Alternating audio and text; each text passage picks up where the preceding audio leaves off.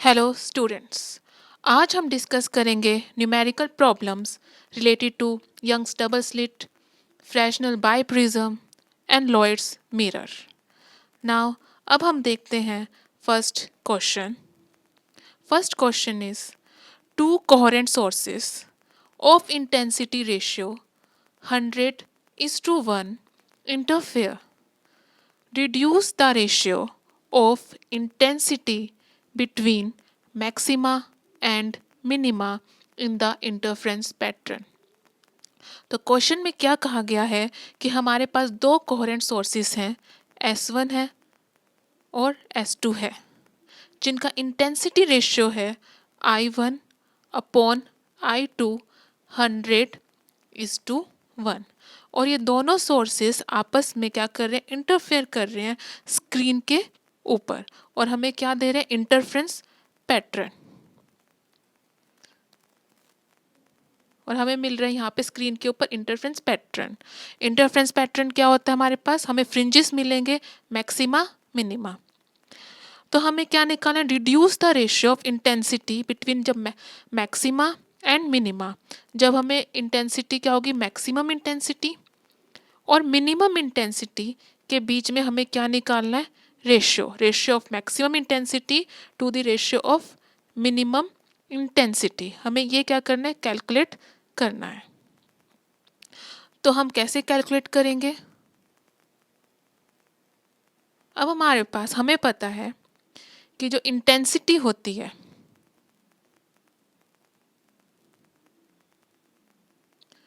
Intensity ये हमने last lecture में भी पढ़ा था, इंटेंसिटी होती है is directly proportional to the amplitude of square. तो यहाँ पे हमारे पास क्या दिया हुआ है, intensity ratio that is I1/I2 is equal to, हमें दिया हुआ है क्या होगा, A1 square divide by A2 square, where A1 is the amplitude, जो वेव आ रही है, कोहेरेंट वेव आ रही है S1 से, और A2 किस वेव का एम्पलीट्यूड है, जो वेव आ रही है S2 से। तो I1/I2 is equal to A1 square by A2 square. तो ये हमारे पास किसके इक्वल है, 100/1। तो A1 डिवाइडेड बाय A2 किसके इक्वल होगा, 10:1। यहाँ तक क्लियर है। अब हमें क्या निकालना है, ratio of maximum intensity to the ratio of minimum intensity. ये हमने फर्स्ट लेक्चर में देखा था इंटरफ्रेंस के। तो आई मैक्सिमम हमारे पास कब होता है, जब intensity, maximum intensity is directly proportional to, जब एम्पलीट्यूड क्या होंगे, ऐड होंगे, A1 प्लस A2 का होल स्क्वायर। और मिनिमम इंटेंसिटी हमें कहाँ पे, मिनिमम इंटेंसिटी किसके प्रोपोर्शनल होती है, A1 minus A2 whole square. तो हमारे पास A1/A2 का रेशियो आ गया 10:1।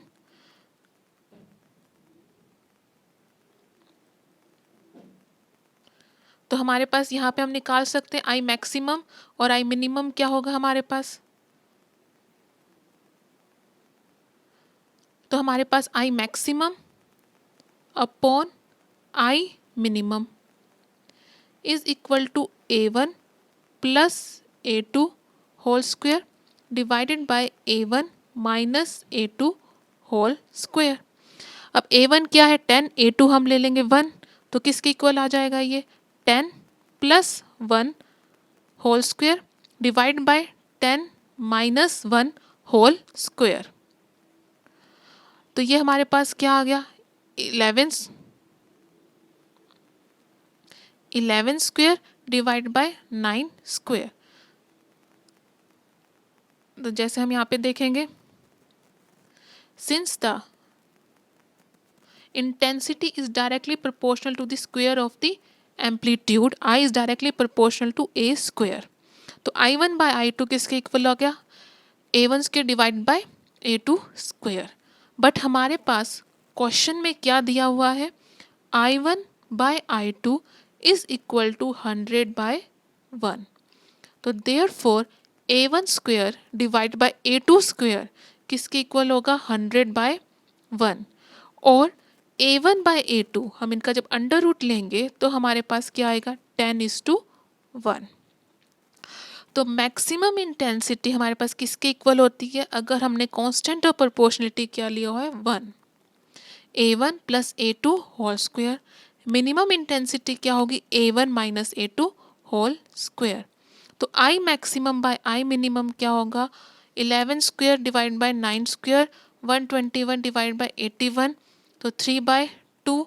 तो I maximum ratio I minimum क्या आएगा हमारे पास? 3:2। अब हम देखेंगे next question.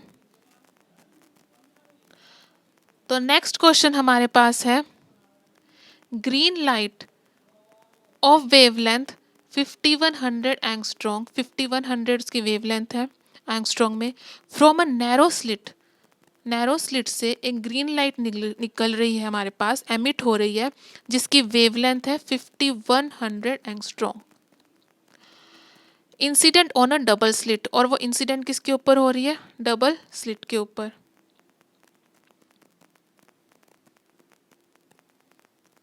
Is incident on a double slit.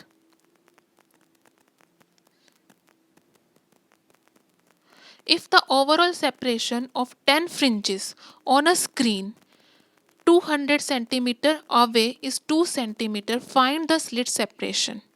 तो यहाँ पे हमारे पास क्या सोर्स S है, ये हमारे पास क्या है? सोर्स इस डबल स्लिट है।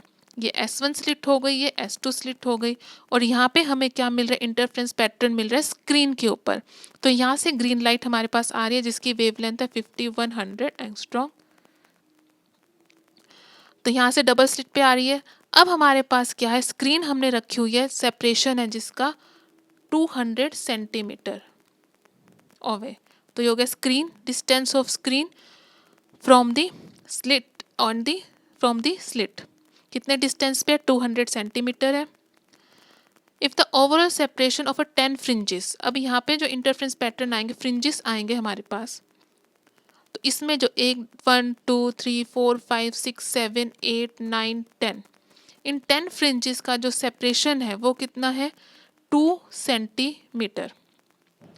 तो फाइंड द स्लिट सेपरेशन, हमने क्या निकालना है? डी।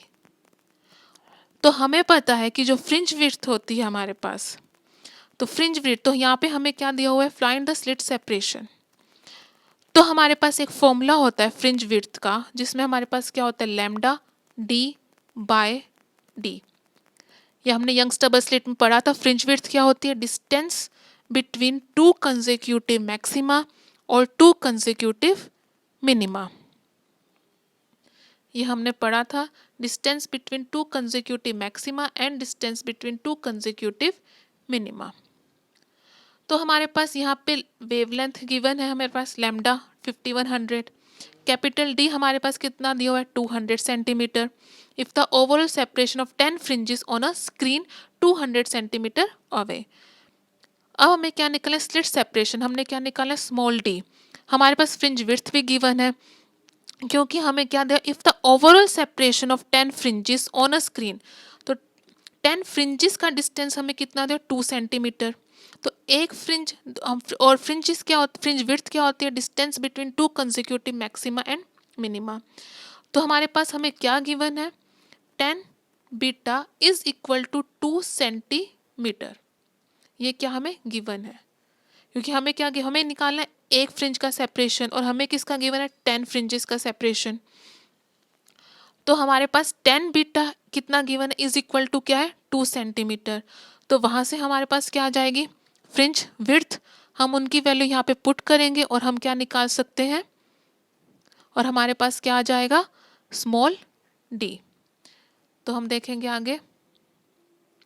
अब हमारे पास यहाँ पे क्या है? फ्रिंज विड्थ का फॉर्मूला क्या होता है? Beta is equal to lambda into capital D divide by D.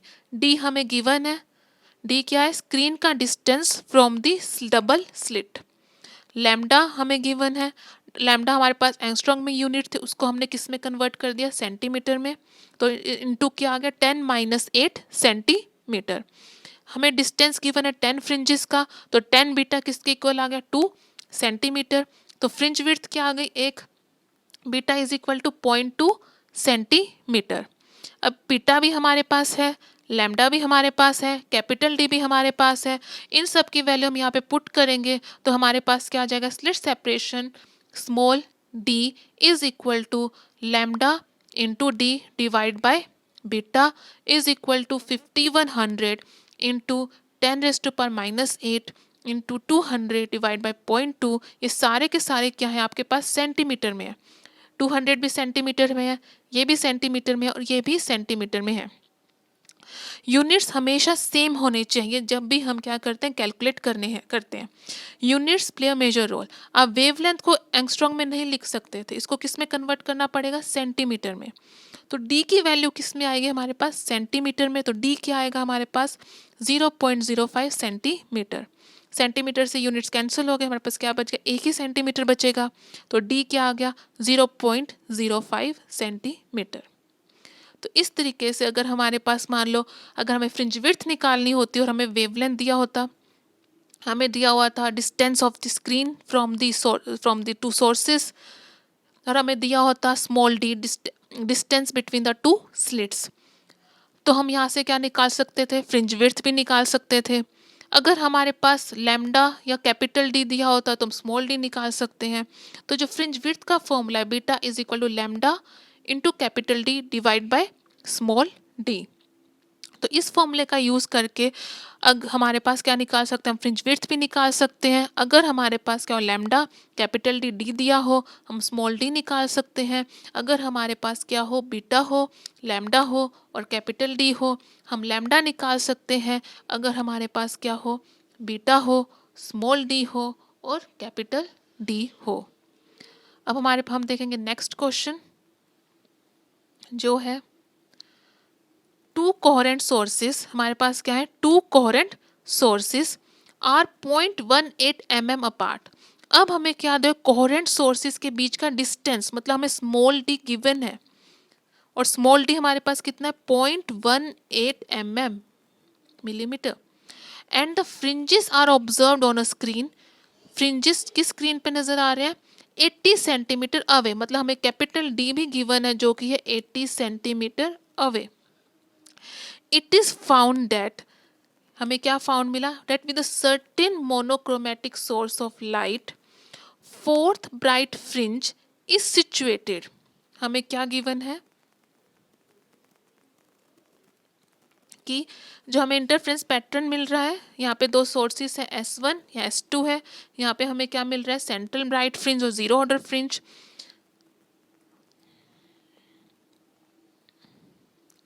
तो जो हमारे पास फोर्थ ब्राइट फ्रिंज है, फोर्थ ब्राइट फ्रिंज, मान लो यहाँ पे फर्स्ट ब्राइट फ्रिंज होगी, ये सेकंड, ये थर्ड, ये फोर्थ। तो जो फोर्थ ब्राइट फ्रिंज है is situated at a distance of 10.8 mm। मतलब फोर्थ ब्राइट फ्रिंज का डिस्टेंस हमें गिवन है फ्रॉम द सेंट्रल फ्रिंज। यहाँ पे हमें क्या नजर आएगी, सेंट्रल फ्रिंज। तो 1 2 3 4, तो फोर्थ ब्राइट फ्रिंज का हमें क्या गिवन है, डिस्टेंस गिवन है। हमें स्मॉल डी गिवन है, हमें कैपिटल डी गिवन है। ये क्या हो गया हमारे पास, स्मॉल डी, ये क्या हो गया हमारे पास, कैपिटल डी। और हमने क्या निकालना है, वेवलेंथ ऑफ द लाइट। तो हम इसमें कौन सा फॉर्मूला कैलकुलेट करेंगे, हमने पढ़ा था ये फॉर्मूला भी जब हमने यंग्स डबल स्लिट किया था कि distance of the nth fringe from the central fringe क्या होता है हमारे पास, x is equal to n। n क्या हमारे पास कौन से नंबर की फ्रिंज है, इंटू लैम्डा इंटू में capital D divide by small D. तो x is equal to n lambda capital D into small D. तो n हमारे पास यहाँ पे क्या आएगा, 4। तो d क्या है, 80 सेंटीमीटर। स्मॉल डी क्या है, 0.18 mm, इसको भी सेंटीमीटर में कन्वर्ट कर लेंगे। तो ये क्या आएगा हमारे पास, 0.018 सेंटीमीटर। x है हमारे पास 10 mm। जो x था वो क्या था, distance of the fourth fringe from the central fringe, जो कि हमारे पास हमें क्या दिया हुआ है, 10.8 mm, जो कि हमारे पास है 1.08 सेंटीमीटर। और n क्या है हमारे पास, 4। तो ये सारी वैल्यूज हम यहाँ पे पुट करेंगे, lambda is equal to x d और divide by n into capital D.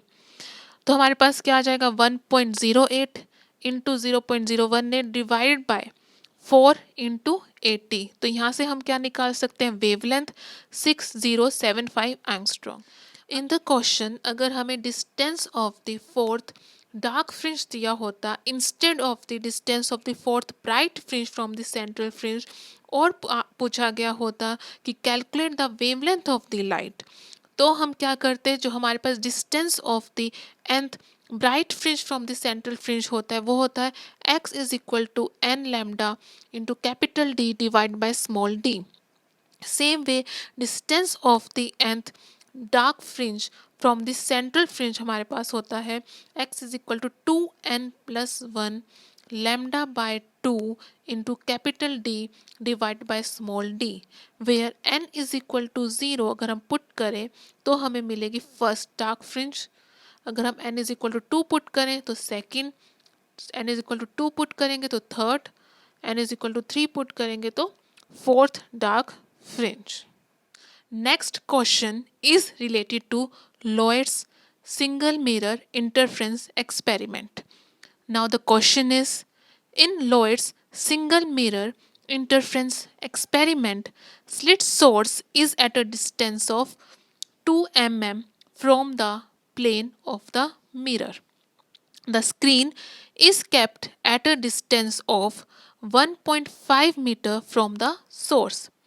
Calculate the fringe width. Wavelength of light is 5890 angstrom.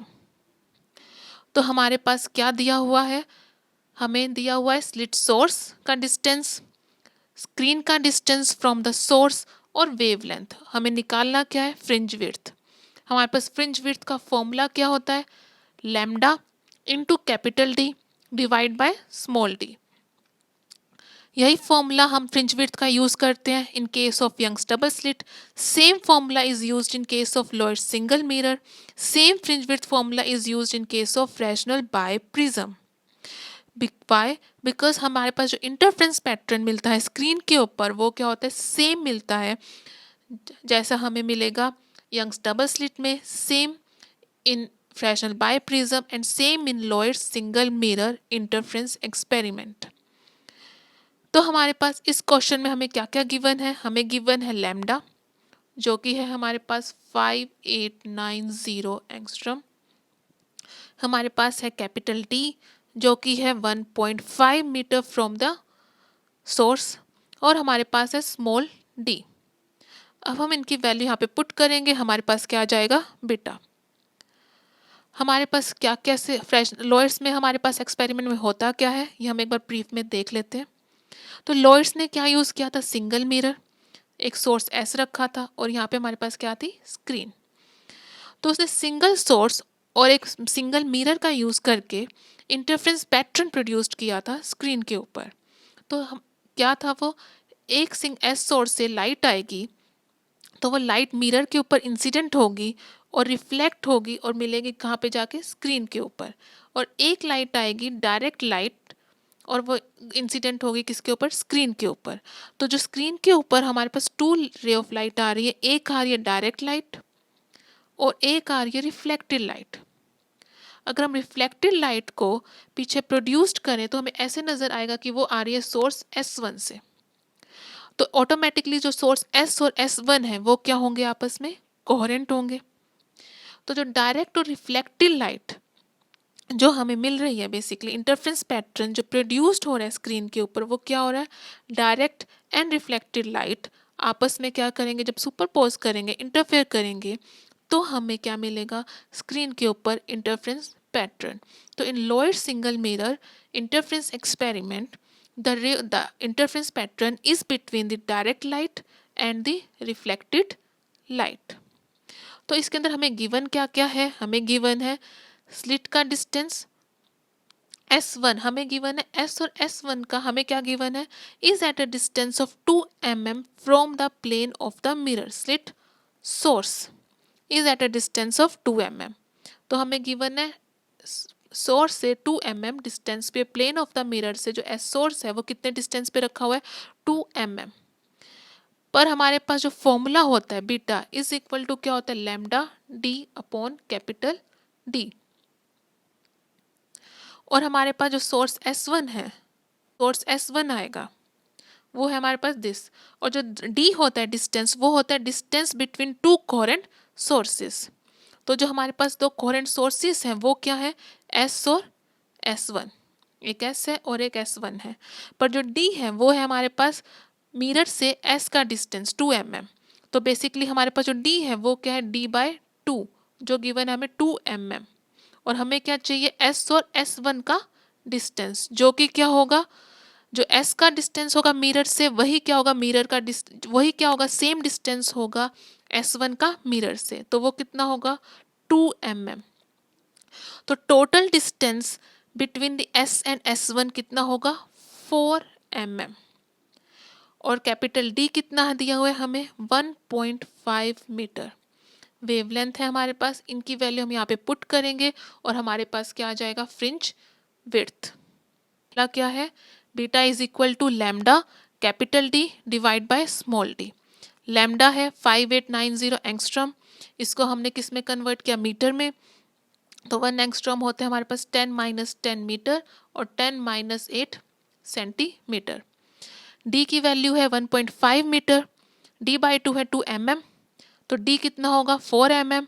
अब हमारे पास हमने लैम्डा की वैल्यू भी मीटर में रखी है, कैपिटल D की वैल्यू भी मीटर में रखी है, D की वैल्यू भी किस में रखेंगे, मीटर में। तो mm को हम किस में कन्वर्ट करेंगे, मीटर में। तो कितना होगा, 4 × 10 - 2 मीटर। इन सब की वैल्यू हम यहाँ पे पुट कर देंगे तो हमारे पास क्या आ जाएगा, 5890 × 10⁻10 इंटू 1.5 डिवाइड बाय 4 × 10 - 2। और ये हमारे यूनिट्स आ जाएंगे। सबको सॉल्व करेंगे, हमने आंसर में क्या निकाला, मीटर को हम फाइनली कन्वर्ट कर लेंगे mm में। तो फ्रिंज विड्थ हमारे पास आएगा 22 mm। क्वेश्चन है हमारे पास related to Fresnel biprism. हमने फ्रेशनल बाय प्रिज्म की 2 एप्लीकेशंस पढ़ी थी। फर्स्ट एप्लीकेशन थी हमारे पास calculate the thickness of the sheet, एक एप्लीकेशन हमने पढ़ी थी calculate the thickness of the sheet. And second हमने एप्लीकेशन पढ़ी थी calculation of the wavelength of sodium light. इन दोनों एप्लीकेशन से रिलेटेड न्यूमेरिकल प्रॉब्लम आज हम पढ़ेंगे। तो फर्स्ट न्यूमेरिकल प्रॉब्लम है related to application of Fresnel biprism of calculation of the thickness of the sheet. तो क्वेश्चन है, a thin sheet of transparent material mu is equal to 1.60, refractive index कितना है, 1.6, is placed in the path of one of the interfering beams in a biprism experiment using sodium light और wavelength है lambda 5890 angstrom. कि जो हमारे पास क्या होता है, एक सोर्स S होता है, S1 S2 हो गए हमारे पास, दो क्या हो गए कोहेरेंट सोर्सेस, ये हो गया स्क्रीन। अब हमारे पास क्या बनता है कि O पॉइंट पे हमें क्या मिलता है, सेंट्रल ब्राइट फ्रिंज और जीरो ऑर्डर फ्रिंज, क्योंकि जो S1 से रे ऑफ लाइट आ रही है जो O पे मिलेगी और जो S2 से रे ऑफ लाइट जाके O पे मिलेगी, इन दोनों का ऑप्टिकल पाथ क्या होता है, same. Delta S1O is equal to delta S2O। लेकिन जब हम क्या करेंगे, रे ऑफ लाइट मतलब इन दोनों के बीच जो रे ऑफ लाइट स्क्रीन पर जाकर मिल रही है, इन दोनों में से किसी भी एक रे ऑफ के बीम के बीच में हमने मान लो एक थिन शीट इंट्रोड्यूस्ड कर दी। जब हम थिन शीट इंट्रोड्यूस्ड कर देंगे, मान लो हमने जो S1 से रे ऑफ लाइट आ रही है उसके हमने बीच में क्या इंट्रोड्यूस्ड कर दी, थिन शीट, जिसका रिफ्रैक्टिव इंडेक्स हमें क्वेश्चन में गिवन है 1.60। तो अब जो होगा ऑप्टिकल पाथ, जो रे ऑफ लाइट आ रही है S1 से और जो रे ऑफ लाइट आ रही है S2 से, वो क्या होंगे, नॉट इक्वल। O पॉइंट पे S1O और S2O ऑप्टिकल पाथ क्या होगा, नॉट इक्वल। तो जो सेंट्रल ब्राइट फ्रिंज हमें पहले O पे मिल रहा था वो क्या हो जाएगा, शिफ्ट हो जाएगा। मान लो वो शिफ्ट हो गया किसके, P पॉइंट पे। तो अब हमें जो जब हमने थिन शीट इंट्रोड्यूस्ड करी, रिफ्रैक्टिव इंडेक्स ऑफ म्यू 1.60, तो जो हमारे पास पहले हमें क्या मिल रहा था, हमें मिल रहा था O पॉइंट पे सेंट्रल ब्राइट फ्रिंज, अब हमें मिलेगा P पॉइंट पे, तो S1P और हमें क्या मिलेगा, S2P। क्यों मिलेगा? क्योंकि हमारे पास क्या होगा, अब क्या होगा, जो ऑप्टिकल पाथ है S1P is equal to optical path S2P। तो जो सेंट्रल ब्राइट फ्रिंज है जो पहले O पे मिल रहा था वो क्या हो गया, शिफ्ट हो गया P पॉइंट पे। जो P पॉइंट पे जो शिफ्ट हुआ, originally occupied by 12th bright fringe. जब हमने शीट इंट्रोड्यूस नहीं की थी तो P पॉइंट पे हमें क्या मिल रहा था, 12th ब्राइट फ्रिंज। क्या मिल रहा था हमें, 12th ब्राइट फ्रिंज। लेकिन शीट इंट्रोड्यूस्ड करने के बाद, मतलब यहाँ पे हमारे पास पहले हमारे पास कंडीशन थी S1, ये हमारे पास दो सोर्सेस हो गए, स्क्रीन हो गया। बिफोर हमने क्या शीट इंट्रोड्यूस्ड नहीं की, तो हमें S1 हमें सेंट्रल ब्राइट फ्रिंज कहाँ मिल रही थी, O पे, और P पॉइंट पे हमें मिल रही थी 12th ब्राइट फ्रिंज। अब हमने क्या किया कि जो हमारे पास हमने S1 से जो रे ऑफ लाइट आ रही थी उसके बीच में हमने क्या इंट्रोड्यूस कर दी, थिन शीट। तो हमें अब सेंट्रल ब्राइट फ्रिंज क्या हो गया, शिफ्ट हो जाएगा। शिफ्ट होके कहाँ चला गया, P पॉइंट के ऊपर, जो कि ऑक्यूपाइड किया हुआ था, originally occupied by the 12th bright fringe. और इसका जो थिन शीट का रिफ्रैक्टिव इंडेक्स है वो हमें दिया 1.6। हमें क्या निकालना है, हमें निकालना है थिकनेस ऑफ द शीट। हमें वेवलेंथ गिवन है, हमें क्या निकालना है, थिकनेस ऑफ द शीट। तो हमारे पास एक फॉर्मूला हमने पढ़ा था पहले, हमारे पास क्या फॉर्मूला होता है थिकनेस ऑफ द शीट हम निकालने का। हमारे पास क्या आया था, S2P माइनस S1P किसके इक्वल होगा, म्यू माइनस 1 इंटू टी के इक्वल पाथ डिफरेंस। अब हमें पता है कि हमारे पास जो पाथ डिफरेंस होता है अकॉर्डिंग टू द रिलेशन, जब हमने पहले यंग्स डबल स्लिट में पढ़ा था, is equal to x into small d divide by capital D. तो mu minus 1T is equal to क्या आ गया, x into small d divide by capital D. तो अब हमें ये भी पता है कि हमें क्या मिल रहा है, 12th bright fringe. 12th bright fringe को रिप्लेस करें न्यू पोजीशन पे, तो ब्राइट फ्रिंज हमें कब मिलता है, जब हमारे पास क्या होता है, X D by D is equal to N lambda. जो एन है वो है ऑर्डर ऑफ द फ्रिंज। तो हमारे पास क्या आ जाएगा, तो एक्स टी ये हमने पढ़ा था पहले यंग्स डबल स्लिट में, तो म्यू माइनस 1T, इधर x into small d divide by capital D की जगह हम क्या लिख सकते हैं, n इंटू लैम्डा। तो जो हमारे पास अगर हम यहाँ पे लिखेंगे तो थिकनेस ऑफ शीट क्या आ जाएगी हमारे पास, n lambda divide by mu minus 1। n क्या है हमारे पास 12, लैम्डा गिवन है, रिफ्रैक्टिव इंडेक्स कितना है 1.6। तो यहाँ से हमारे पास क्या आ जाएगा, थिकनेस ऑफ द शीट। तो थिकनेस ऑफ द शीट का फॉर्मूला क्या आ गया, T is equal to N lambda divide by mu minus 1। Mu है 1.6, एन है 12, लैम्डा है 5890, वैल्यू पुट करेंगे। T is equal to 12 into 5890 into 10⁻⁻10 metre में, म्यू माइनस 1 माइनस 1, तो हमारे पास वैल्यू आ जाएगी 1.18 इंटू 10⁻5 मीटर। हम इसको चेंज करेंगे माइक्रो में तो वैल्यू आएगी 0.12 micro meter. Now the fifth question is related to Fresnel biprism, and in this question we have to calculate the fringe width. In the question is interference fringes are observed with a biprism of refracting angle 1 degree. हमारे पास एक बायप्रिज्म है जिसका refracting angle कितना है 1 degree. हमें पता है कि जो बायप्रिज्म है उसका रिफ्रैक्टिंग एंगल बहुत स्मॉल होता है, और जो बायप्रिज्म है उसका रिफ्रैक्टिव इंडेक्स हमें गिवन है 1.5 ऑन अ स्क्रीन। और हमें जो रिफ्रैक्टिव इंडेक्स है जो हमें इस बायप्रिज्म से मिल रहा है वो हमें मिल रहा है स्क्रीन के ऊपर, जो कि स्क्रीन का डिस्टेंस है बायप्रिज्म से वो है 80 centimetre. If the distance between the source and the biprism, जो हमने सोर्स यूज किया है, distance between the source and the biprism कितना है 20 सेंटीमीटर। हमें क्या निकालना है, कैलकुलेट द फ्रिंज विड्थ। हमने निकाले fringe width when the wavelength of light, wavelength of light हमने कितनी यूज किया 6900 एंगस्ट्रॉम। तो फ्रिंज विड्थ का फॉर्मूला हमारे पास क्या होगा, lambda into capital D divide by small t. Lambda wavelength हमें गिवन है, कैपिटल डी कितना होता है हमारे पास, distance between the source and the screen, तो वो किसके इक्वल होगा 80 + 20, that is D is equal to 100 centimetre. हमें क्या निकालना है, we have to calculate the D. अगर हम डी निकाल लेंगे तो हम क्या निकाल लेंगे, फ्रिंज विड्थ। तो हमारे पास फ्रिंज विड्थ का क्या फॉर्मूला होगा, beta is equal to lambda into capital D divided by small D. Wavelength हमें गिवन है, कैपिटल डी गिवन है, हमें क्या निकालना है, पहले सबसे पहले हमें निकालना है स्मॉल टी। ये हमने कैलकुलेशन कैसे करते हैं स्मॉल डी की, वजह हमने फ्रेशनल बायप्रिज्म की फर्स्ट एप्लीकेशन डिस्कस की थी, calculation of the wavelength of sodium light. उसमें हमने डिस्कस किया था कि how to determine the distance between the two sources S1 and S2। तो वो हम कैसे मेज़र करते हैं, हमने किया था इस तरीके से कन्वेक्स लेंस को इंट्रोड्यूस्ड करके। तो हमारे पास जो distance between the two sources आया था वो आया था D is equal to under root of D1 and D2। इसका एक और ऑल्टरनेटिव मेथड है, हम डिस्टेंस D कैसे निकाल सकते हैं, अगर हमें जो बाय प्रिज्म है उसका रिफ्रैक्टिंग एंगल और रिफ्रैक्टिव इंडेक्स अगर हमें पता है, तब भी हम क्या निकाल सकते हैं, distance between the two sources.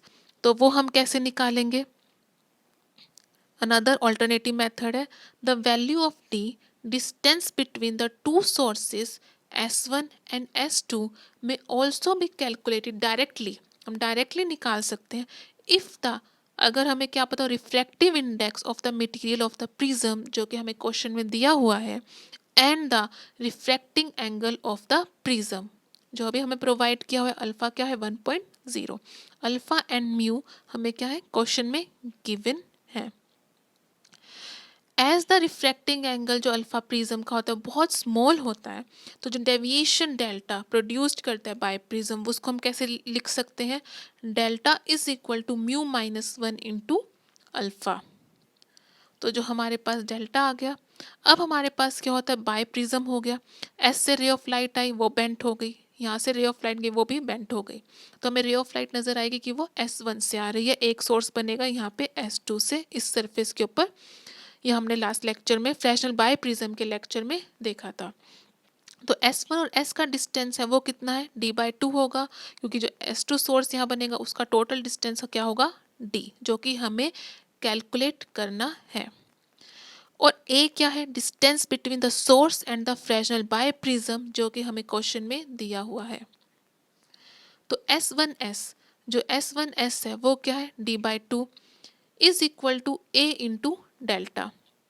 यहाँ पे हम देख सकते हैं ये जो डिस्टेंस होगा ये हमारे पास दिस हो गया, तो जो रे ऑफ लाइट है वो क्या हमारे पास बहुत स्मॉल है, तो S1S D/2 को हम अप्रोक्सीमेट किसके इक्वल लिख सकते हैं, A इंटू डेल्टा।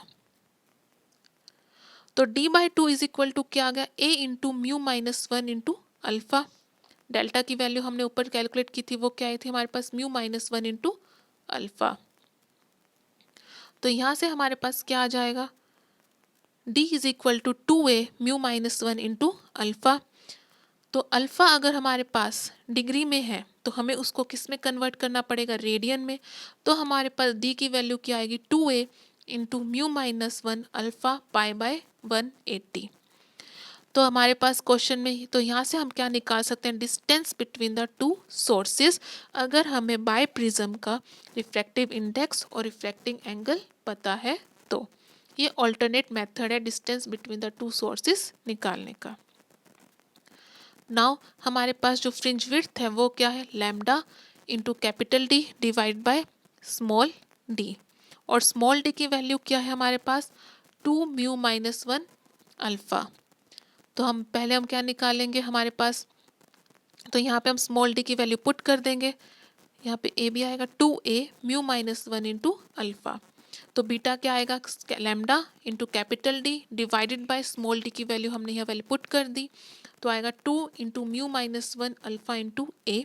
लैम्डा है हमारे पास 6900 इंटू 10⁻⁻8 इंटू कैपिटल डी क्या है 100, रिफ्रैक्टिव इंडेक्स क्या है 1.5, अल्फा क्या है 1 डिग्री, इसको हम रेडियन में कन्वर्ट करेंगे पाई बाय 180 से मल्टीप्लाई करके, इंटू ए कितना दिया हुआ था हमें 20। इन सबको सॉल्व करेंगे तो फ्रिंज विड्थ कितना आएगा हमारे पास 0.02 सेंटीमीटर। तो ये थे numerical problems related to Fresnel biprism, Young's double slit and Lloyd's mirror. Thank you.